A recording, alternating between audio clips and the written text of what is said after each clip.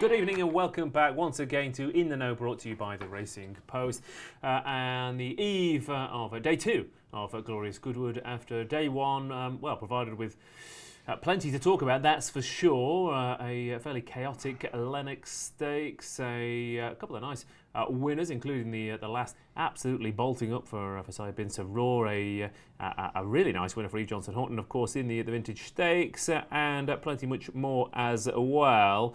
But while we had a very impressive winner in the Goodwood Cup today with Scandinavia receiving plenty of weight, and we'll be looking forward to a fantastic day tomorrow. It was, of course, marred by the loss of one of the most wonderful horses of the past few years in the shape of Trushan.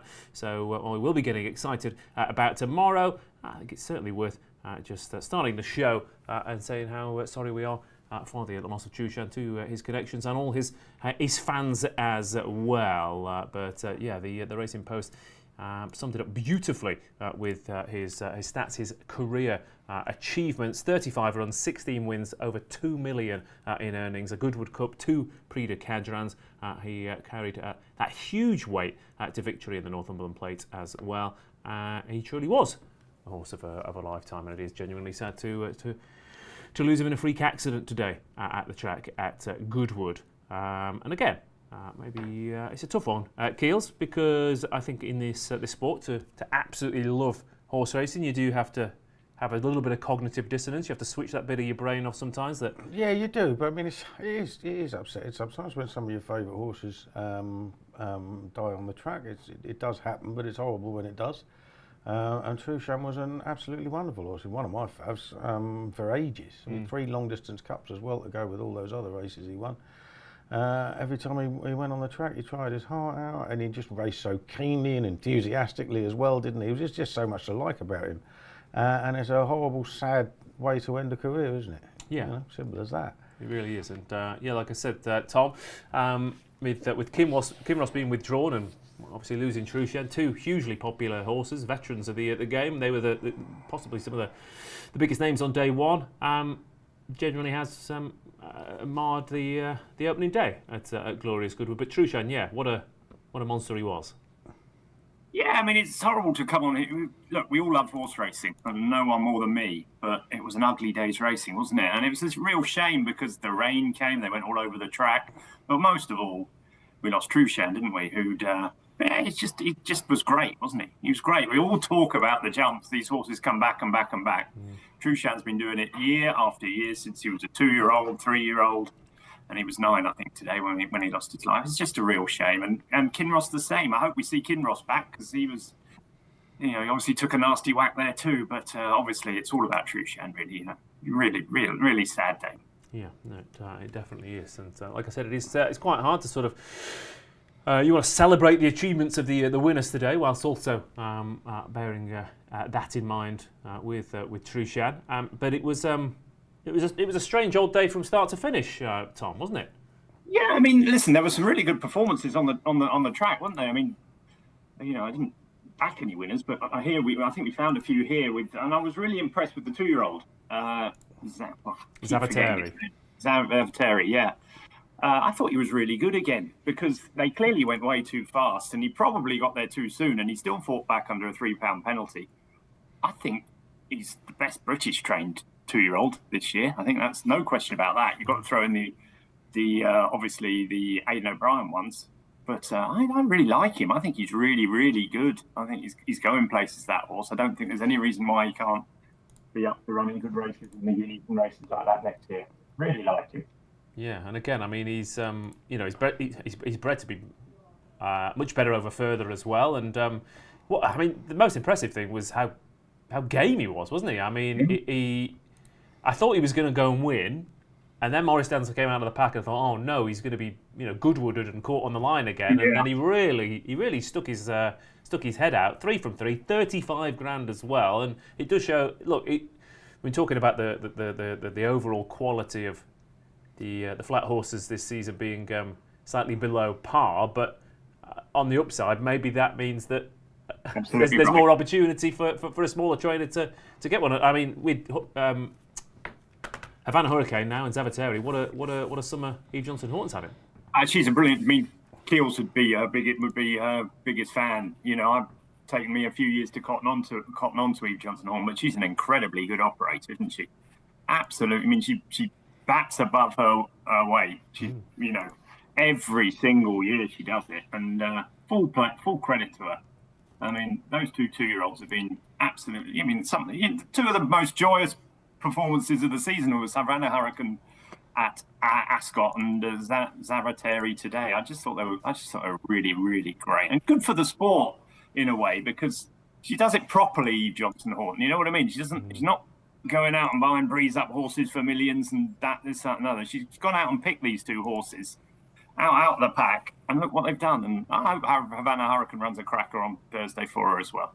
Absolutely. What else did we have on the? I mean, the most impressive winner of the day was probably the last winner, Keels. Not the best race of the day. Well, yeah, he's only won by a neck in the end, which, you know, looked like he'd absolutely blasted them off the track. But that was Usher Murphy at his absolute best, and showed you how you should come across from one side to the other. Yeah, patiently. Like, you know, patiently, yeah. Because if you do it really quickly, you lose ground. But if you do it slowly, you lose barely anything. And that's what he did. He came across. I mean, okay, he probably would have come across a little bit earlier if he hadn't taken a bump out of the stalls from Woodhay Wonder right at the start. But I mean, it was just a perfect ride, wasn't it? And obviously, I think we can mark him up anyway. Her, by the way. Yeah, sorry, we can mark her up anyway. Even though she's only hung on by a neck in the end. But I mean, I think, you know, it was just a perfect ride from Murphy. But what are they doing coming across? I mean, well, what I mean is it's good. It's good to firm underneath. It's soft on top. In 2023, day one was on soft ground, and they stayed on the far side. Yeah. Now the Times are suggesting it's goodish ground, and yet they're coming over. So doesn't look good. Though, so it doesn't look good. Well, it doesn't look good for Goodwood, because they must absolutely believe that Far Rail has been badly overwatered. Yeah. It's the only reason they can come over. And so I'd love to see somebody explain it, because they never ever. I mean, it has to be bottomless for them to come over. They come over and the year. I mean, you do have weeks at Goodwood where it's good to firm for 3 days and then tips it down. And was it the goat? I remember for Andy Baldwin when they came over this near loads side. coming. Yeah. That year they had loads. It absolutely hammered. I was down there. Yeah. We didn't even bother going racing on the Wednesday. It just hammered down all day. Was that when Saturday got abandoned as well? No. That was just 2 years ago. Oh yeah, of course it was. Yeah. That was just 2 years ago. Funny enough, I was looking at that 2 years ago. Aberama Gold came down the middle when he won the Stewards Cup. That was the last race. But it was only about 8 or 9 horses that went stand side. Yeah. Well, I don't know, but a big chunk in the middle, and quite a few went over the far side. I don't get it with jockeys, I really don't. But they must have it in their heads that course has been monstrously overwatered on the stand side. There's no other reason to come across. On good ground, it just never happens. And the thing is, it happens like the only thing I can kind of empathise with is driving. That's the only thing when you. And again, we were on the motorway the other day. There was a Google Maps, big red thing coming up. One of the lanes is shut or whatever. Tailback for a mile going down. And I didn't quite realise I had to get into that junction to like halfway down. So I was one of those idiots where somebody, are you coming in here, are you? As I went down... You know, actually, you're all supposed to go. You're supposed to zip both lanes. Yeah, you're supposed to zipper in. So this is what I mean. So then all the way down, it's groupthink, isn't it? So everyone got in one line. I went all the way down. I said, there's another lane down here. Yeah. And I think that must be what happens during a race, is that it's groupthink. Everyone goes, OK, we're going over here, are we? Yeah. And it's hard to go against the crowd in that regard, isn't it? Because I think they decide it before they go out. Yeah, probably. I think they all sit in the thing and say, oh, it's a little bit soft over there. Let's all go down the far side. What I don't get is why someone with a bit of gumption about them, I'm going to swear then, doesn't go on the other side. You know, if you're on a 20-1 shot, what are you doing coming this side? You're not going to win. Well, to be fair, Osher Murphy did for 80% of that last race, stay down the middle. Anyway, look. Everyone says, well, I say everyone, 2 or 3 people have said that our intros are too long and that we need to just get stuck into tomorrow's racing. But I say to you, if you're watching it, it's too long. It's always 10 minutes. Fast forward. And that's what we're going to do onto day 2. Fast forward if they're watching live, to be fair. Yeah, fair point. Can't come back to that. Unless you're Adam Sandler in Click. Have you ever watched that film? No, probably not. Anyway, Keel definitely hasn't. Let's move on then to... I'm going to watch Happy Gilmore 2 very soon, though. Oh, yeah, let's not get... I'm trying to wrap up this intro. I watched it this afternoon. Is it any good? Is it any good?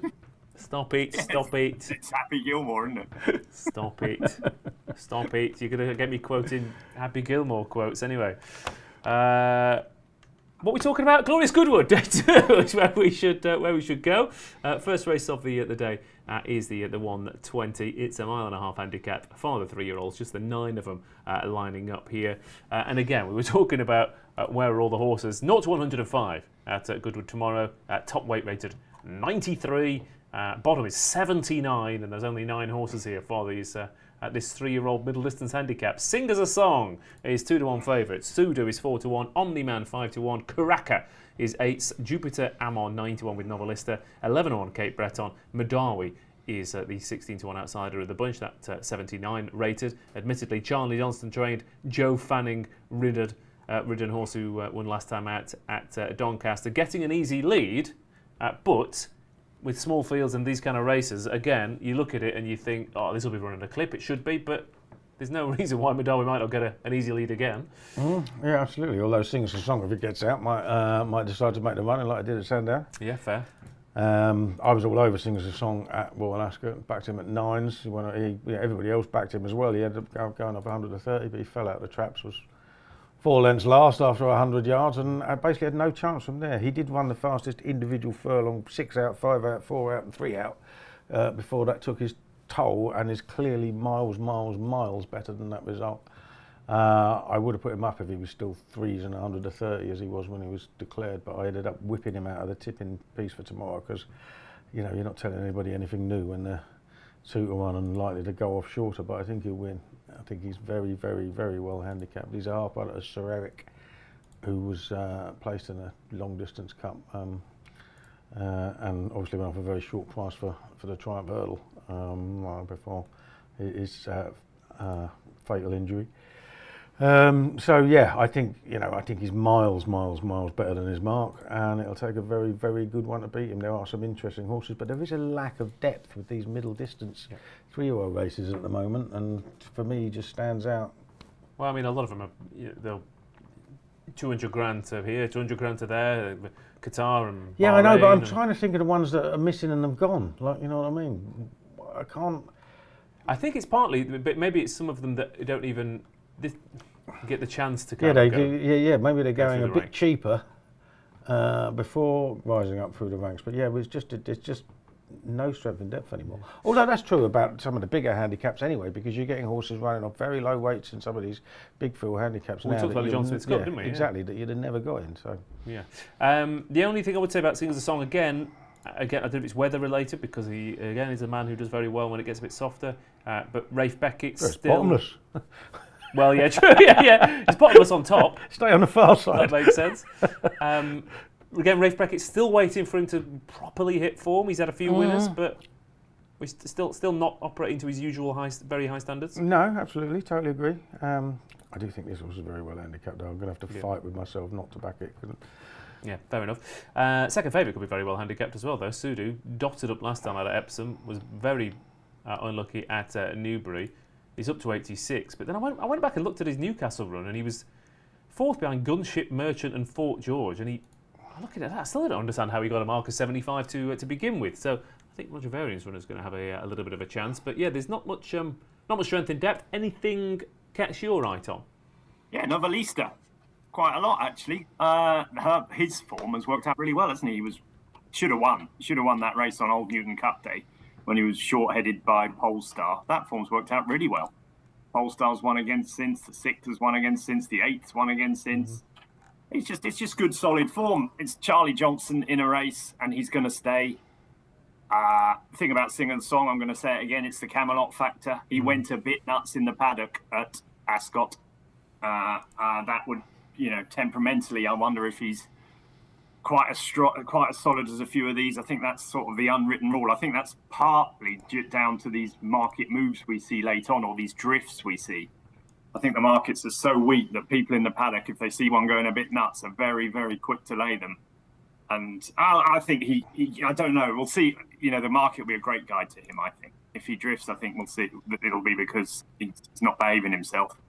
And therefore, I think it's quite wide open again. I mean, Sudo is very interesting, obviously. But he did go up a stone, £13 for winning. I know the second won 2, and Roger Verin had a winner. I think he's 2 from 2 in this race. He might be.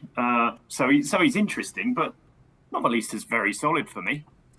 Yeah, I mean, I was going to say, what's quite interesting as well is I just looking back at because he was third to sing as a song on debut in a maiden at this track the back end of last year, and I just thought that seems an odd move, doesn't it? Charlie Johnson to send one down to Goodwood on debut, and then I just look back and he's run one in that maiden every single year for the past few years. 2023, second was Align the Stars, who won at this meeting last year.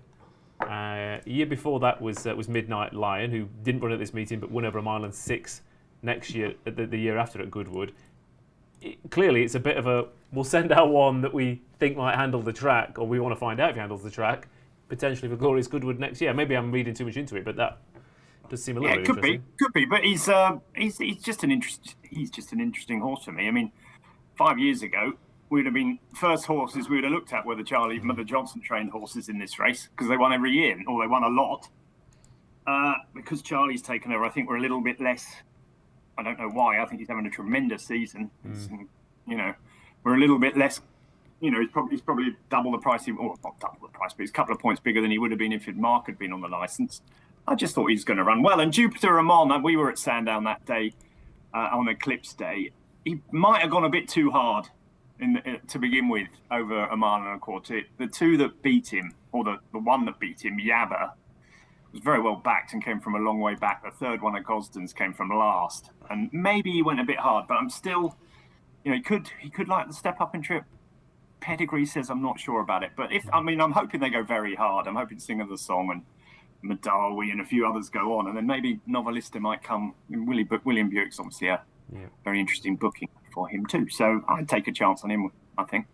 Yeah, actually, you're right. I mean, the more I look at it, Johnston, really good form, comfortably stays the trip, 2 really good runs over a mile and 6, Buick in the saddle, starting to think, why is he 9 to 1, to be fair, so okay, fair enough. Karaka was another one that can run well, isn't it? Yeah. But, he'll definitely enjoy going back up to a mile and a half. Yeah. I mean... And I think that was a good race at Newmarket. True, but I mean, he might struggle because is he going to go this way? Is he going to go that way? He might get stuck in the middle. Yeah, very good. That's all I've got. It didn't quite work, but anyway, we had a go. Sudo for me too, says Music Mike. Karakov says for Bert and Ernie. And the Mighty Gamer says, sing us a song, Keels. I'd love to sing you a song, but you'd all turn off. Your speakers would explode and all sorts. Just because it'd be too good. Angelic. No. Right, the complete opposite. Okie doke. Right, let's move on then, shall we, to the second race of the day before Keel starts tinkling those ivories, as it were. The Oak Tree Stakes, Group 3 for fillies and mares over 7 furlongs is our second race of the day. 14 of them line up, and another Rafe Beckett favourite here in the shape of Tabiti at 3 to 1. Jabara is 5 to 1. Romantic Style at 7s. Bright Thunder is 8 to 1. Cloud Cover 17 to 2. Formal 9s. Jasna's Secret 10s. Arabian Dusk is 14 to 1. We've got Sakara Sands, Fair Angelica, Silver Ghost, Betty Clover, Chic Columbine, and Havana Pusey in here as well. And again, even those last 2 named are both course and distance winners. Betty Clover got done on the line over a mile by Crimson Advocate. Silver Ghost bolted up in a handicap here over course and distance as well. Fair Angelica's placed on her only run at the track, and they are the 5 outsiders here of the Oak Tree Stakes. So I'm kind of, again, looking at this race and also bearing in mind the 2 7 furlong races today, Tom, and thinking not on your Nelly for a 3 to 1 shot in the Oak Tree Stakes.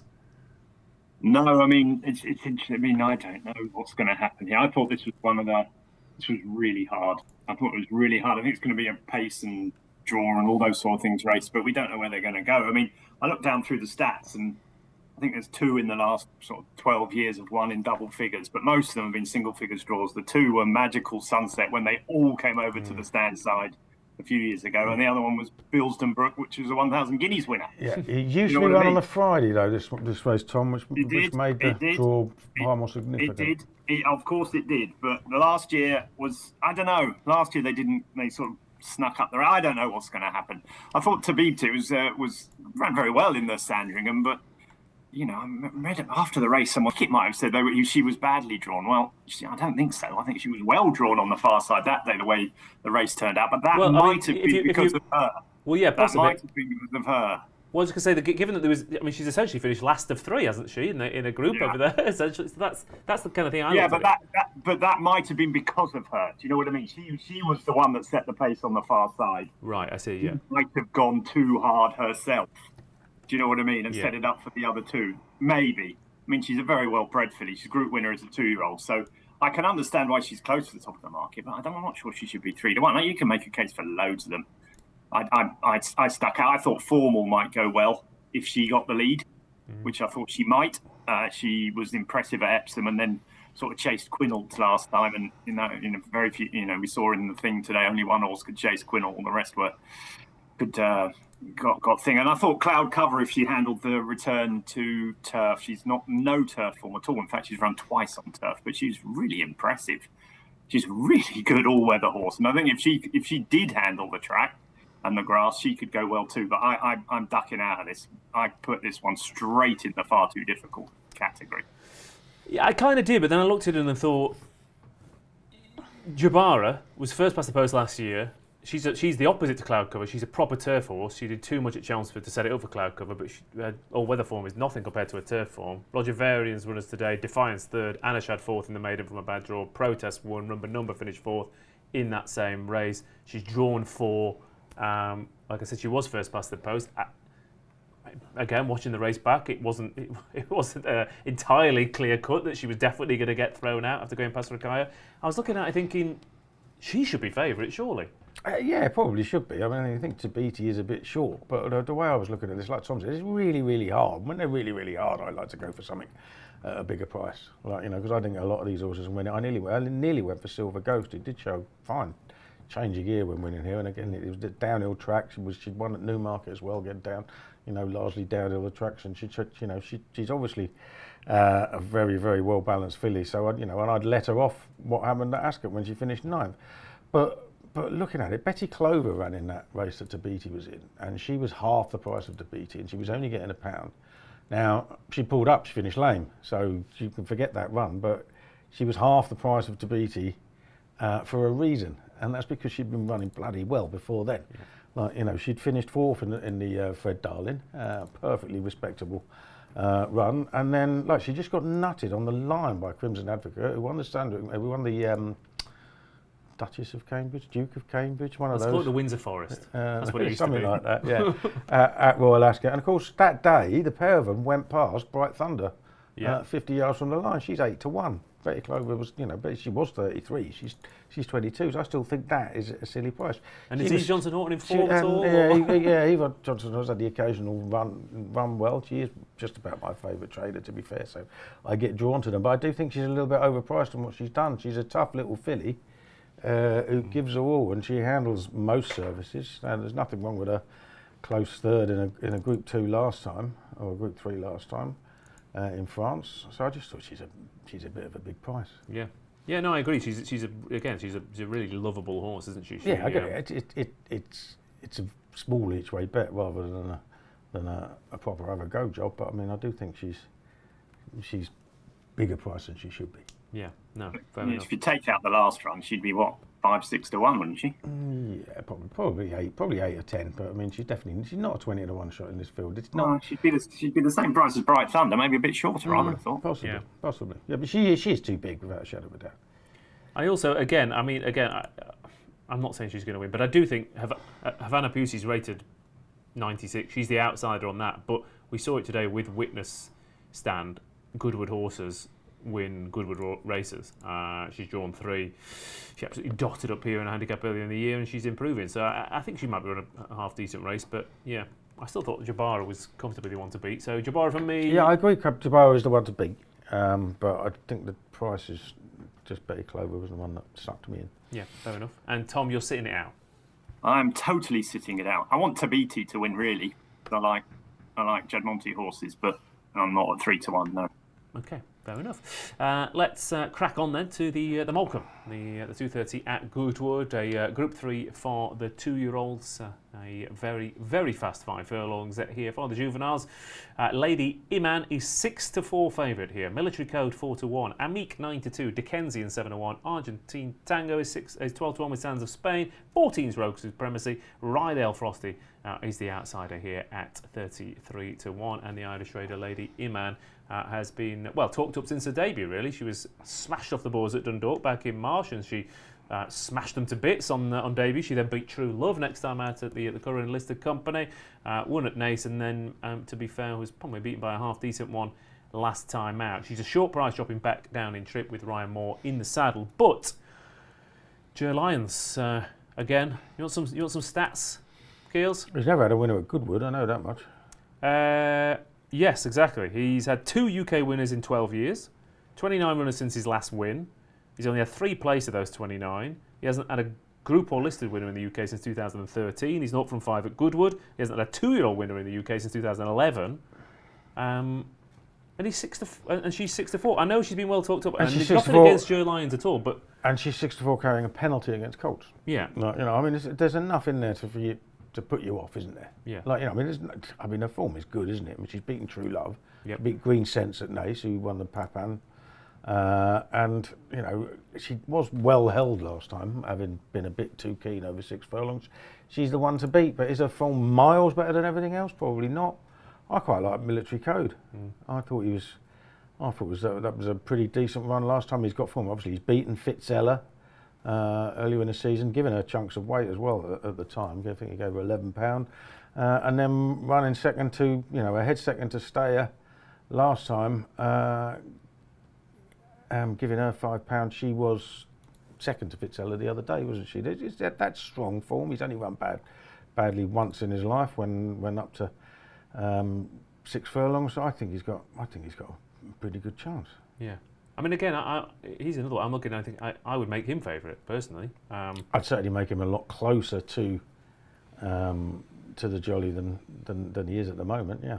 Charlie Appleby, 2-year-olds at Glorious Goodwood. Second, fourth, third, second, first, third, first. It's not bad, is it? Yeah, pretty good. Not bad at all. Anyway, there's some stats. But I'll go to you, Tom. Yeah, ignore the stats. What's the fastest horse? Oh, don't ask me. I don't like any of them, really. I thought Amique was quite interesting. I thought he ran a very good race from a bad draw in the Norfolk, was it? Get those races mixed up. But he was right on the wing and showed a ton of pace to come. So he sort of did the horse in the last race. He sort of gradually came over from his outside stall, and that was, the winner's obviously very, very good, Aidan O'Brien's horse, and he was clear second best. So I could see him going well, for sure. Dickensian ran well in the Windsor Castle, didn't he? Behind Havana Hurricane. I thought the 2 Kevin Ryans were quite interesting. But it's not enough. I'm with you guys. I think Lady Iman's a bit short. I think she should be 2-1-ish myself, and Military Code should be 3-1. That's how I read the race. And then the 2 Kevin Ryans probably a bit short as well. I would have them a little bit bigger than that. But I could see them running well. I mean, if I was forced to choose, it would definitely be Amique, because I was impressed with the way he ran in the Norfolk. Yeah, Amique is a 9-2 shot after that 4th behind Charles Darwin. Of course, Wise Approach is dotted up out of that. Yeah, Dickensian was the other one a little bit interesting because he's a proper 5 furlong horse, isn't he? I mean, he's just all speed. And Shane Gray I'm pretty sure that he thought he'd won the Windsor Castle because he'd burnt off all the speed horses. It's 5 furlongs at Ascot. He thought, okay, I've got the fractions absolutely bang on this time, and then looked over and there was a 6 furlong horse powering past him. So he's certainly I think he's got the earliest toe, Tom, which is going to help over this C&D. Yeah, I mean, we saw that in the 5 furlong sprint today. I mean, I don't know how that won. I would have given it. I didn't even know it was running Brazen Bolt until it had won. I mean, but he made all the running basically, didn't he? I mean, it's a 5 furlong track, as you pointed out so eloquently last night, Ross. Very good for front runners down Goodwood. And if he gets out and gone, yeah, of course he's got a good chance.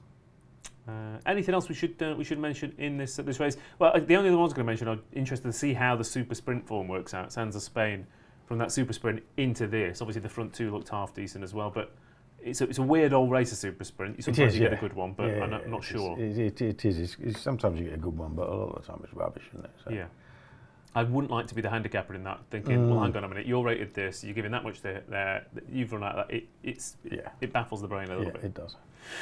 Okay. Well, I would mention Matmu, not Matmu, Argentine Tango, because she is by Matmu, and Matmu likes soft ground, and he's been doing.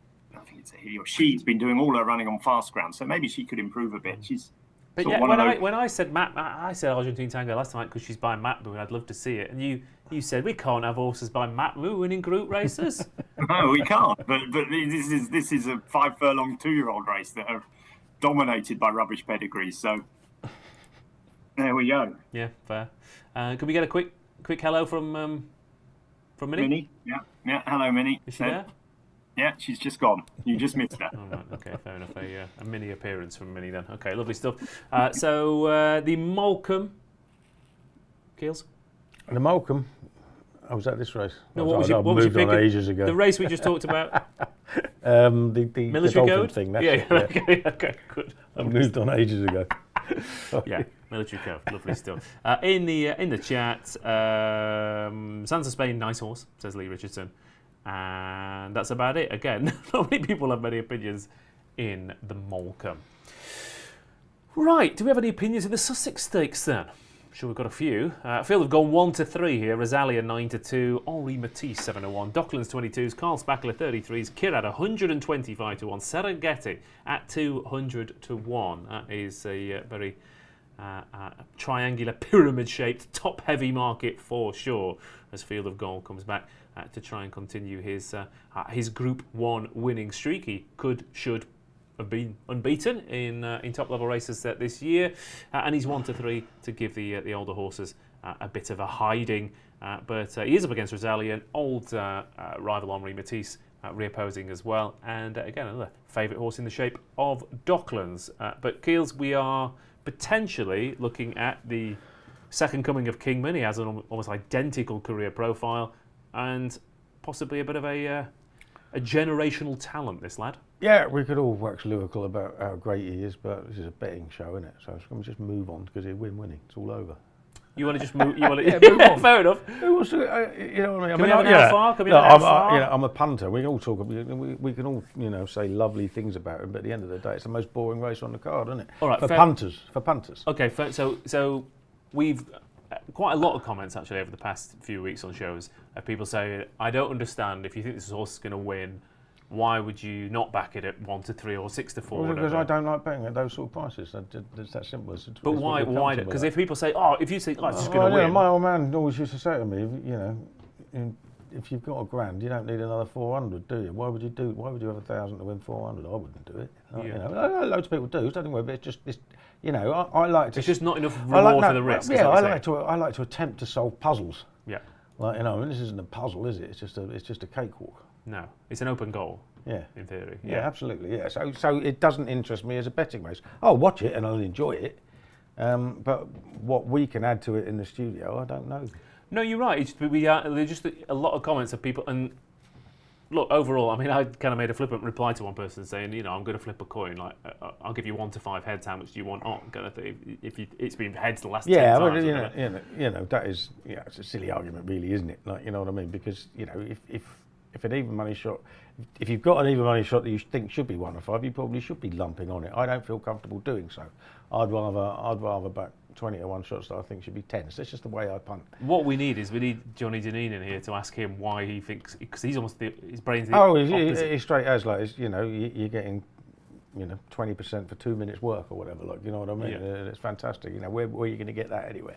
Like, you know what I mean? See, there are arguments. I'm not saying it's wrong. It's just that I don't like. I just don't do it. No, it's just interesting because, like I said, people, they'll say value over 10% return on investment, but I think a lot of people, Tom, they're not doing it day in, day out. They're not watching every race. They're maybe betting every weekend or in good races, and they want to cheer home a winner, I guess. And if arguably, I'm looking at this thinking, well, if he is the second coming of Kingman, and I don't think much of the rest of them, 1 to 3 to, I think he'll win. I think he'll win easily.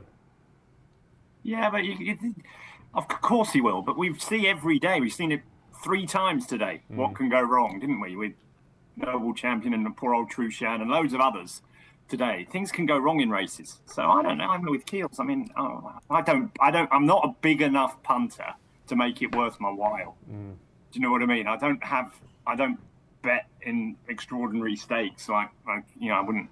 You're not Michael Tabor or, No, not... exactly. So it's not going to work my way. It's not going to make any difference to me if I have 300 quid on Field of Gold and win 100, is it? It's going to make no difference whatsoever to my life. And I think that's the point of punting. You've got to shoot for the stars sometimes, haven't you? And backing Field of Gold, it's just not my modus operandi. And I'm quite happy for everyone else to do it. That's not, as I say, it's not. I'm not bleating and saying you're idiots for doing it. We all have our ways of betting. That's why people always have a go at me. The one thing people always have a go at me for is my staking plan in the Racing Post. And then my answer to them always is, does it make any difference? Because you have your bet, I have my bet, everyone has their bet. Obviously, if you fancy one a lot, you might have a little bit more on. But most people are 20 quid a race bet, or 30 quid, or a fiver, or a quid.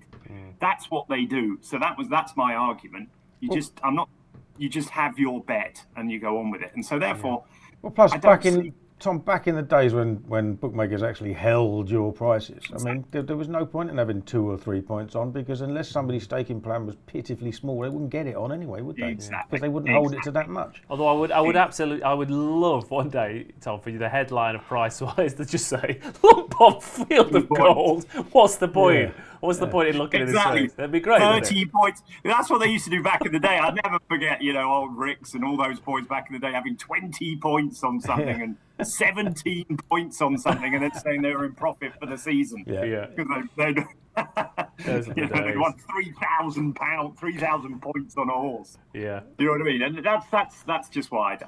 That's my way of betting. But I think it's a really interesting race. Yeah. Because I think Henry Matisse can get a little bit closer. I can't see any reason why he would beat him, but I think they're going to cook up some amazing Ballydoyle plan. It backfires at Ascot every time they do it, but they tend to get it right other places. So I can see him getting closer. I think Rosalian is still a very good horse, but he's got to take a massive step forward on what he showed at Ascot. Even if they were very happy with his run. I wasn't.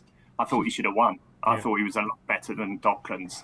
I had him down as being a star miler, and on what he showed there, I know it was a funny race, but if anything, Docklands had the worst of it. He was the one that missed the break and was behind, and for me, Rosalian should have beaten him. So the jury's still out for him. For me, I think Henry Matisse will be second, and it could be a little bit closer than people expect because it's Goodwood and it's tricky. But Field of Gold's going to win, isn't it? Yeah, fair enough. Field of Gold 1 to 3. There have been 4 3-year-olds rated over 125 or 125 or more in this. They've all won: Paddington, Kingman, Rip Van Winkle, and Frankel. Kingman, I think the thing is, he's identical to Kingman. He's done exactly the same things. When Kingman won the Sussex Stakes, he beat Tornado into second. So it's the obvious forecast as well to beat a Hannon 4-year-old. Anyway, I enjoyed talking around that absolute 1-3 certainty, apparently. So we'll go to the next in a second over at Goodwood. But of course, it is also Galway week. So here's a bit of DJ.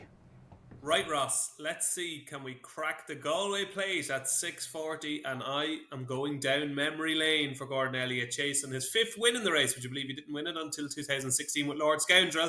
But I think he can get his 5th win in the race with down memory lane. So unexposed over fences. He's only had the 4 starts, and I think he's well handicapped off a mark of 145. When you have a horse like down memory lane, who's not a proper top of the pops grade 1 horse, I think you have to target 1 race a season. And I've just got this feeling that the Galway plate is the race that JP and Gordon have targeted with down memory lane. Goes so well fresh as well. He's unbeaten after absences of 100 days or more. He's had a lovely long break for this. And he's won a point-to-point as well, which makes me think he's unexposed over the trip. We know most is a 2-miler, but I think he might be really unexposed over 2 mile 6. So down memory lane is my confident pick in the Galway play for Gordon Elliott, Mark Walsh, and JP McManus. That's at 6:40. Earlier on the card, let's kick off in the 5:05. Hip Hop de Loire is sure to be all the rage for Willie Mullins, a big Ewar fancy. But I'm going to give a shout out to our old pal Zandabad for Tony Martin. Was well fancy for Northumberland plate. Never really got into it, but I still think he's really unexposed as a hurdler. He's running a maiden hurdle here. I presume there's a handicap maybe later on that's in Tony Martin's mind for Zandabad. But 2 mile 6 around Galway should be perfect for him. And I think Zandaband can land the opening maiden hurdle at 5:05. And my final selection, one from left field a little bit, is in the 6:05. It's Miss Forey from the Peter Fahey yard. Second in this very race last year, off a mark of 109, is now off 122. But I think she's improved an awful lot. She bolted up at Killarney. That's why she's such a higher mark now. I loved the run at Bellewstown last time. It just seemed to be a real pipe opener for this race. Jay Cohn gets on great with Miss Forey as well. And I'd say Peter Fahey has had this race in mind for absolutely ages. Probably for 12 months since she was second in the race last year. So those are my three for Galway on Wednesday. It is down memory lane in the plate at 6:40. We've got Zandabad in the opener at 5:05 and Miss Forey in the 6:05. Best of luck. Okay, there we go.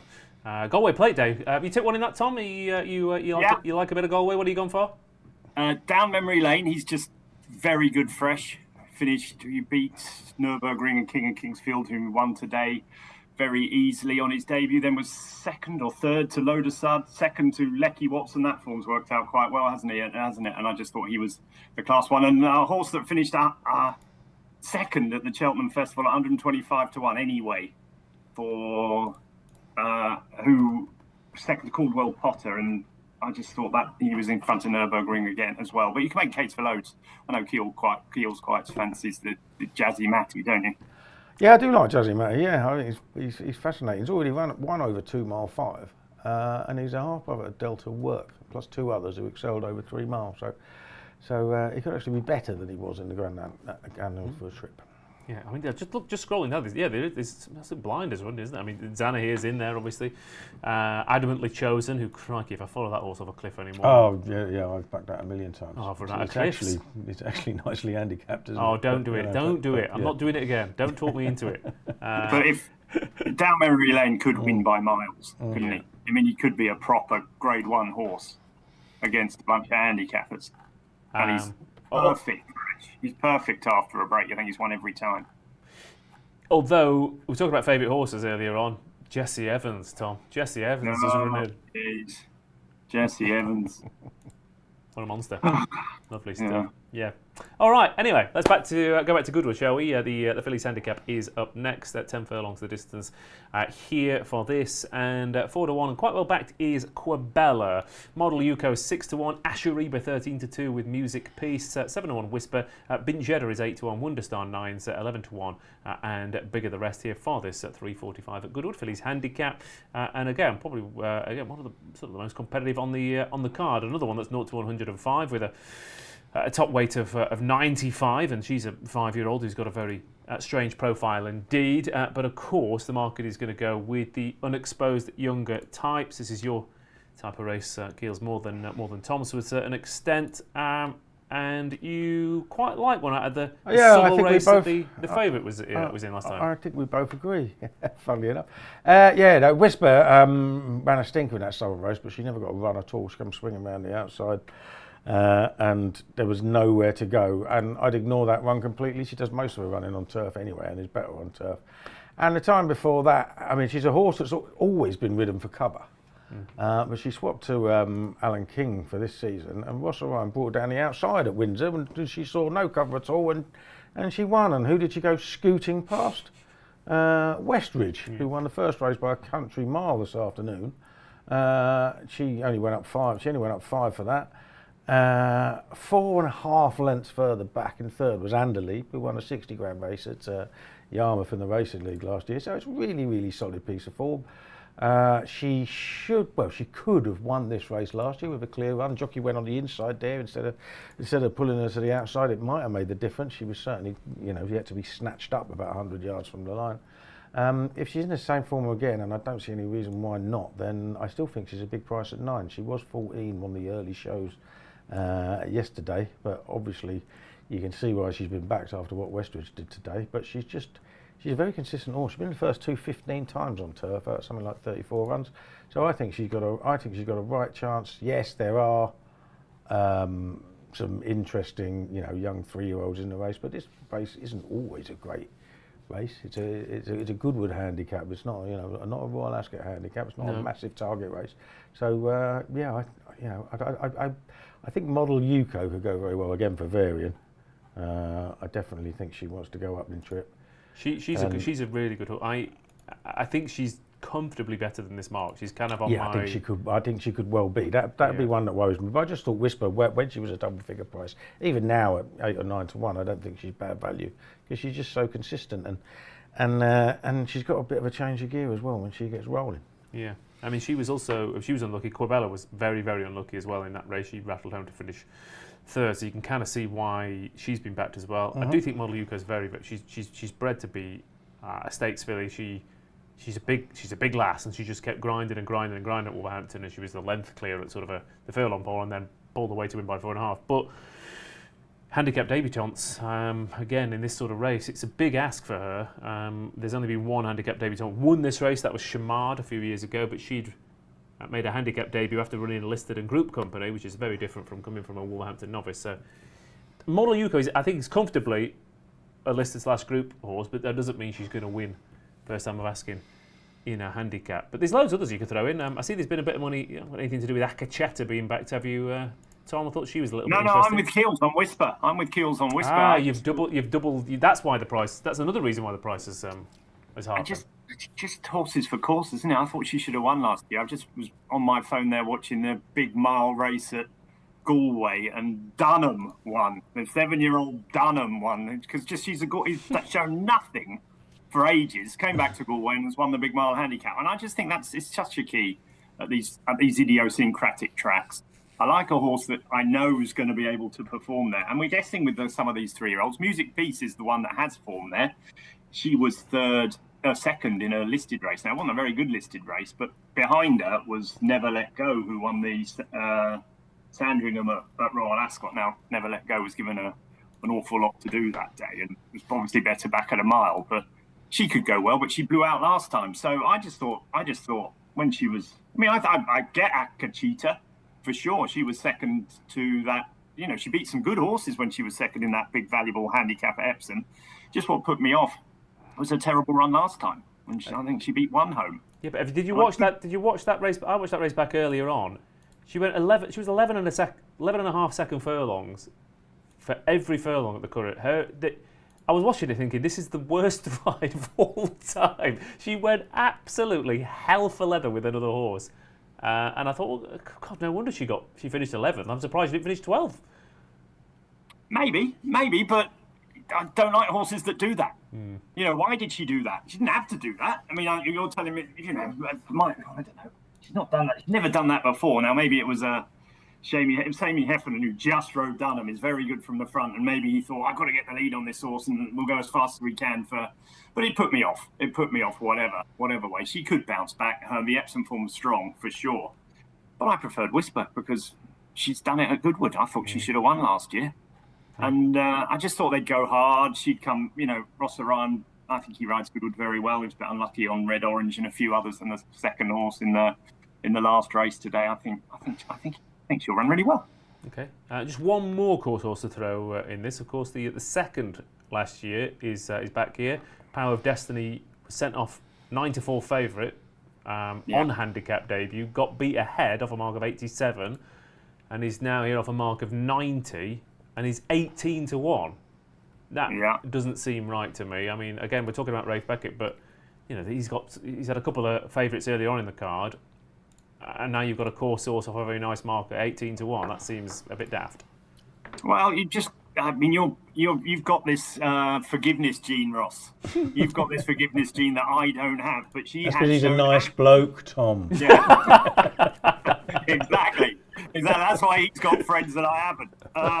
But she's not she's hardly beaten a horse home in 3 runs this year. She's 9th. It was just not a great run last time at Chester on soft ground. No. You know what I mean? She was a bit keen and she got to the lead and she went a bit fast and all that sort of stuff. But the time before that, she was last at Lingfield of 5.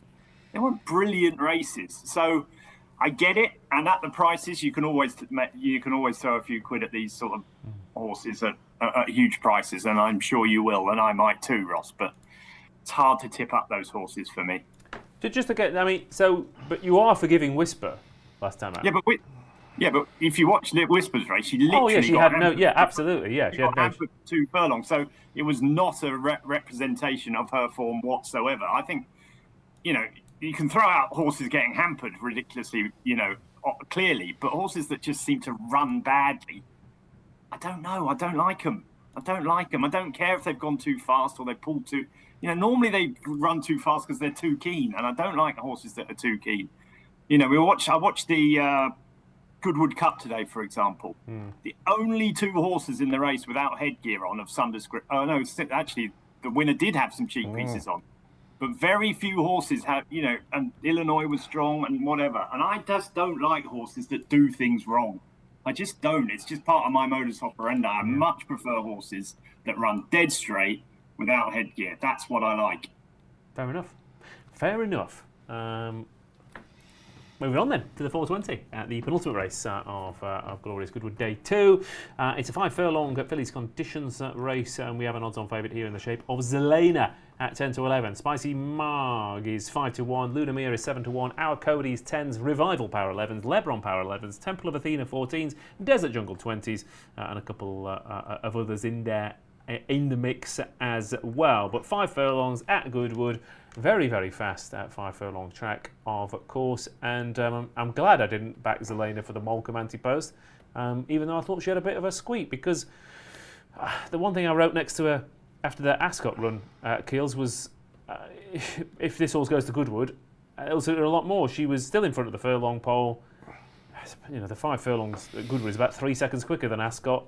It could be that she is away and gone, and I don't normally back horses this price, but I think she will be away and gone. I don't think she sets a massive standard at all, and my view was she's not running a Molecomb because they know she's not good enough.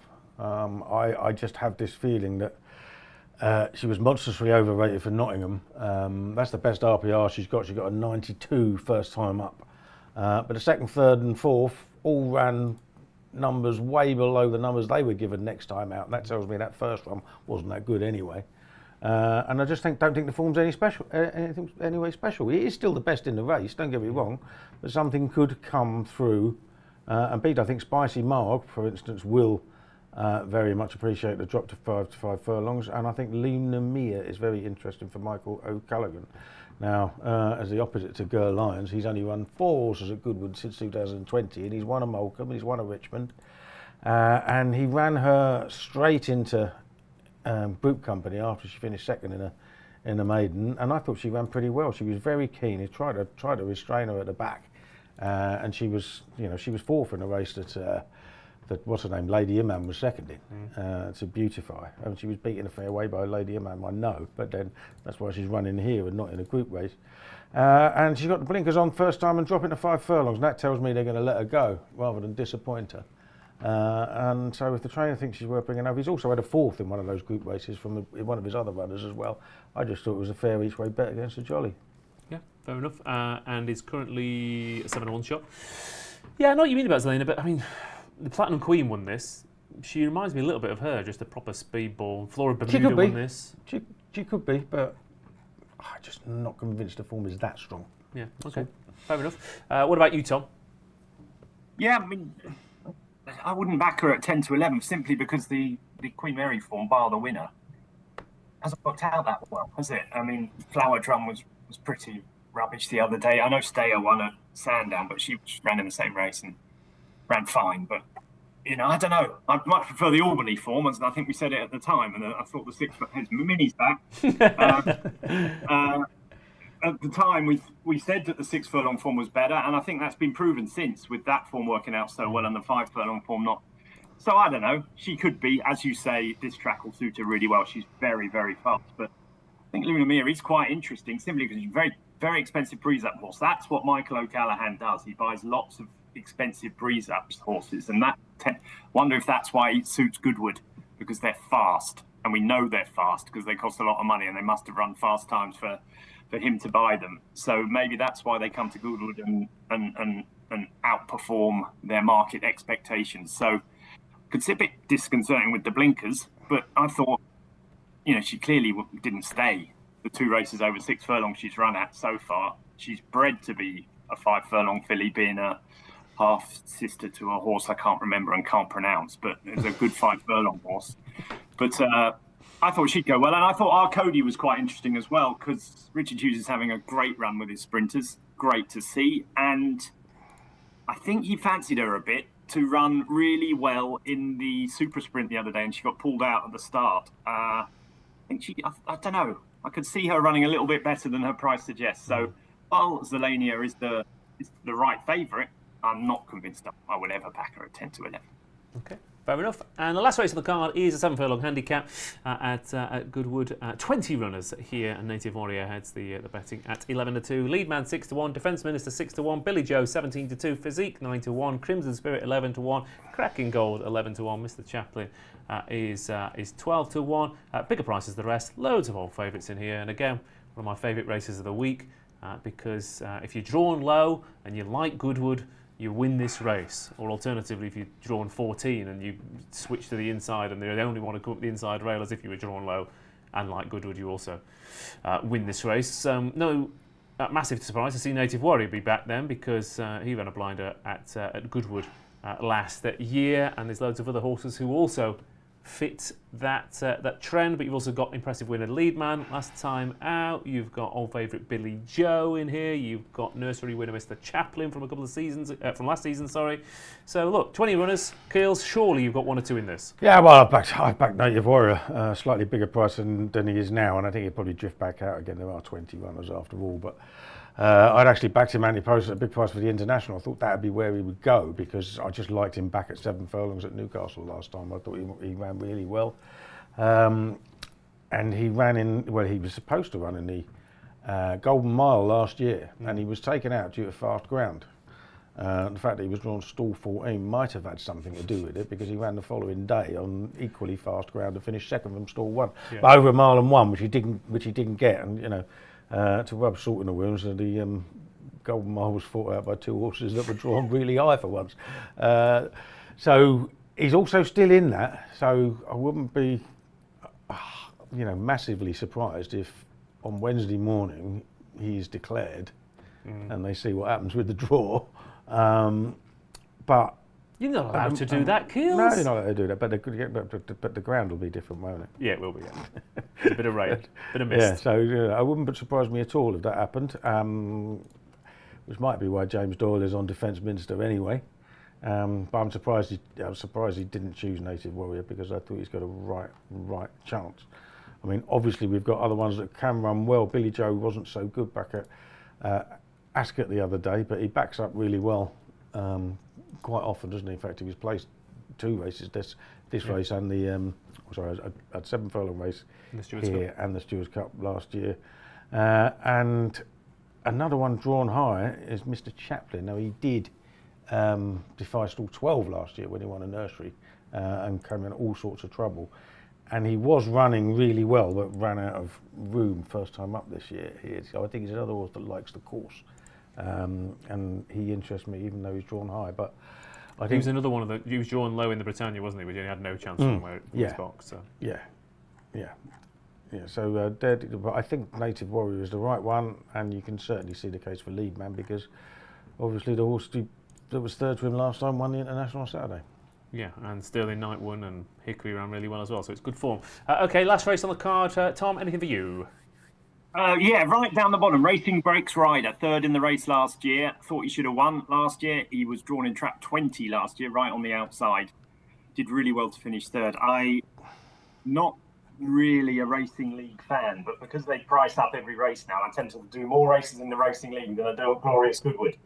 So I had to do this race at Yarmouth the other day, and he was drawn right on the outside. It seemed to me that there was a big advantage being on the rail at Yarmouth that day, and he got stuck in the middle, right in the swamp, and he did really well to finish 3rd, I thought. He's just the type of horse that's going to go well in a race like this. He's done it before many times. Kieran Schumacher's riding for Charlie Hills. So I would prefer a different draw, but I actually don't mind because we know what we're going to get with him. He's going to play for luck, aren't you? But he's a big enough price for me not to worry about it. So any rain, the softer the ground, the better. He's by Fast Company. We all know they always love soft ground. If there's more rain, and if it's soft, which it didn't appear to be today, but might be, that might be what jockeys think. And if they come up the middle and spread out, I think he'll go well. Racing Breaks Rider right down the bottom. Okay, lovely stuff. And also rattle on, but just very quickly, of course, I'll probably have to mention Blueprints as well, because he's another proper course horse in the 103 days off the track. But surely, this has been the plan. Not necessarily the break's been the plan, but whatever's happened, you imagine Goodwood would be the target. Right, okay, naps coming up for day 2 after this.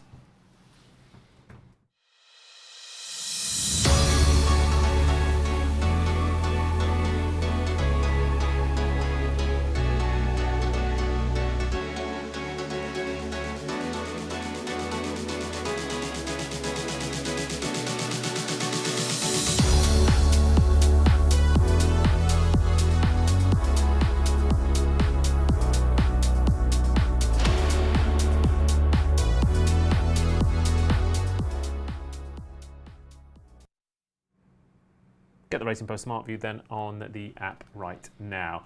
Okay, day 2, Glorious Goodwood, Paul Kealy. I'm going to go Native Warrior in the last. Lovely stuff. Leave the best till last again. Tom? What do you reckon, Minnie? Should we whisper it? Let's go for whisper. Okay, whisper it is. I think Field of Gold. No, let's go Military Code. Let's go Military Code in the Molecomb to blast away the short price favourite. Okay, thank you everyone for watching. Anyone's nap very quickly. Argentine Tango, the nap for HUFC 1997.